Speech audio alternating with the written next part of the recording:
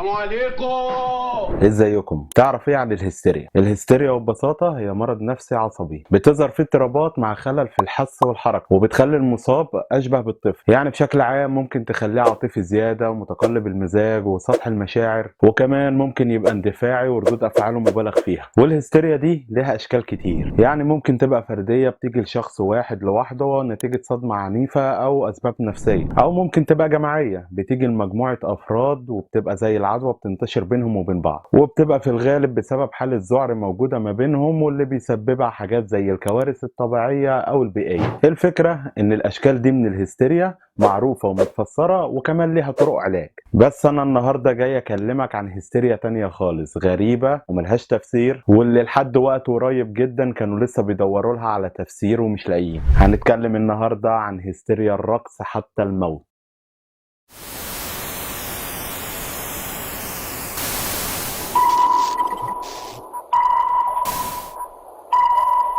رادارنا النهارده في فرنسا وتحديدا سنة 1518. كان عندنا واحدة اسمها فراو تروفيا جت في نص الشارع وبدأت ترقص. والله زي ما بقول لك كده لوحدها بدأت ترقص، والرقص ده كان بشكل عشوائي جدا واستمر لمدة 4 أيام. واه صحتها مساعداها يا ولد. المهم إنه في خلال أسبوع واحد انضم لها 34 واحد كمان، وبعد شهر كمان كان في أكتر من 400 واحد بيرقصوا بشكل عشوائي وهستيري، وبدأ العدد يزيد لحد ما بدأوا يقعوا واحد ورا التاني ميتين، طبعا بسبب الازمات القلبيه والسكتات الدماغيه وكمان الاجهاد بسبب الرقص. الفتره دي ما كانتش علميه قوي، وكله قال لك ان اللي حصل ده بسبب السحر والمس الشيطاني، بس طلع كام دكتور كده وقال لك ان الموضوع ده طبيعي، وان الحل عشان يبطلوا رقص انهم يفضلوا يرقصوا ليل ونهار لحد ما يتعبوا ويسكتوا ويقفوا. يا لهوي على النباهه يا جدعان، بقى عايزهم يبطلوا رقص رقصهم اكتر. نبيه قوي. ما خدتش بالك ان في ناس ماتت لما فضلت ترقص؟ المهم فضلت الحكومه والناس الاغنياء يدفعوا فلوس اكتر للموسيقيين عشان يفضلوا يعزفوا ليل ونهار. لا ده مش كده وبس، ده فتحوا صالتين عرض وبنوا منصات خشبيه كمان في الشارع عشان الناس ترقص فيها. وطبعا اللي حصل بعد كده كان كارثي، الناس بدات ترقص اكتر وتموت اكتر، لدرجه ان في تقارير طلعت قالت ان بقى بيموت في اليوم اكتر من 20 فرد. وبرغم ان الحادثه مشهوره ومتسجله في السجلات المحليه والاقليميه، الا انهم ما لقوش تفسير واضح للي بيحصل ده، وتصنف كأول حالة هستيريا جماعية مثبتة في التاريخ. ونروح بقى ليوم 13/7/1980 وتحديدا في بريطانيا لما حصلت حادثة هولنويل. اليوم ده كان هيتم فيه عرض هولنويل، وهو عرض تنظيمي زي عروض الجيش، الناس فيه بيمشوا بطريقة معينة مع بعض وبيعزفوا بثبات مع بعض. المهم يومنا بدأ الساعة 9 الصبح لما وصل لفرق المتطوعة، وحضر أكتر من 500 طفل ل 11 فرقة، وخليني أقول لك إن كلهم من بيئات مختلفة وكانوا بعيد عن بعض عشان بس ما تقولش ان ده تمثيل. المهم الساعة 10:30 بدأ الأطفال يغمى عليها واحد ورا التاني، والموضوع كان بينتشر بسرعة جدا لدرجة ان في فترة قليلة جدا كان في أكتر من 300 طفل مغمى عليهم، والإغماء كان مع قيء ودوخة وكمان عيون حمراء. المهم ان فريق التحقيقات وصل وبدأ يحقق عشان يحاول يلاقي تفسير للي حصل، وبدأ بالأكل مع ان الأطفال ما كانوش لسه كلوا، بس دور فيه وما لقاش حاجة. وبعدين راح للمزارع اللي حواليه عشان يشوف المبيدات اللي بيستخدمها وبرضه ما لقاش حاجة. وبعد كده راح سايبهم وراح يحلل الميه اللي كانت موجوده عشان يشوفها، والمره دي على غير العاده للاسف برضه ما لقاش حاجه. راح العلماء قالوا بس دي هستيريا جماعيه، وجت نتيجه ان الاطفال متوتره من العرض، فلما بدا طفل منهم يغمى عليه الباقي بدا يغمى عليه من التوتر. والهستيريا الجماعيه موجوده مثبته وعارفينها، يبقى هي دي السبب. الصراحه يعني انا ما كنتش عايز اقول لكم وانتوا ناس علماء كده وليكم مقامكم، بس يا فرحه الست الحاجه بيكم. قول لي ليه؟ هقول لك عشان لو نفترض ان السبب هي الهستيريا الجماعيه وان الاطفال متوترين فعلا من المسابقه، فلما بدا طفل منهم يغمى عليه الباقي بدا يغمى عليه من التوتر. ليه يغمى مع اطفال رضع معاهم مع ان دول رضع يعني لا فاهمين حاجه ولا متوترين من اي مسابقه؟ صعبتها عليك؟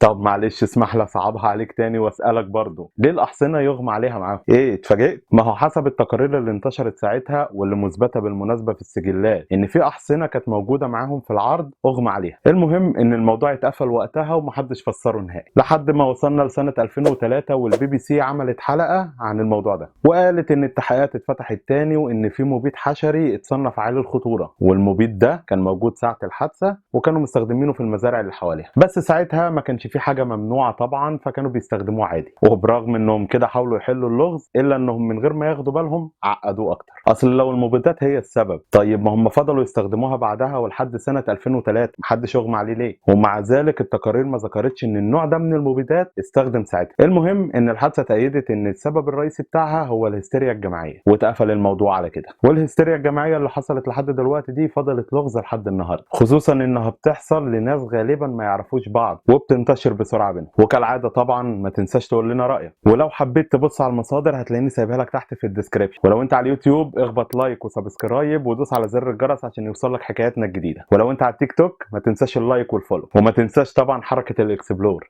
سلام.